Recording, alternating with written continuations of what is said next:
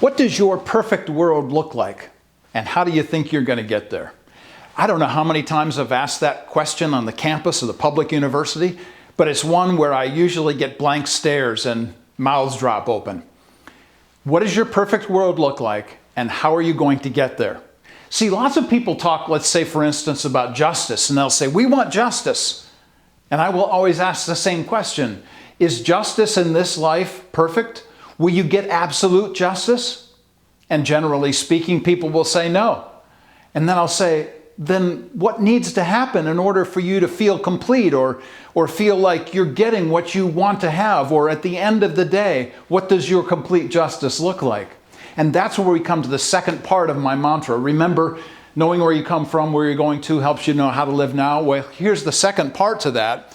When we talk about the issue of outcomes, we ask the question, what is the end? What is the perfect end, and how are you going to get there? Let's say, for instance, if we're talking about the subject of justice. So, for instance, here is my outcomes diagram. Let's say, for instance, this is what we see about justice now. In this life, justice is going to be imperfect and incomplete. What do we need to know is going to happen? Well, for the Christian, we need to know that there's an afterlife. We bank on the fact that the issue of justice hinges on the just judge who is eternal and will take care of all the justice issues. So one of the key passages for this is Psalm 73. Psalm 73 was written by a man whose name was Asaph. And Asaph said, I had seen all of the wickedness of the world and all of the wicked people of the world, and they seemed to be getting ahead. And verse 17 is the punchline. Until I understood their final destiny. There has to be an eternal judge. There has to be an eternal judgment in order for us to have any sense that justice in this life is something that we can live with if we know it's going to be incomplete and imperfect. If we know that wickedness will be judged in the end. So when I create curriculum, for instance, I always think about what's coming at the end and then create the front side of my curriculum, the kinds of things that I want to teach. But if I know where I'm going to go to, what the outcome is, then I know what I'm going to teach.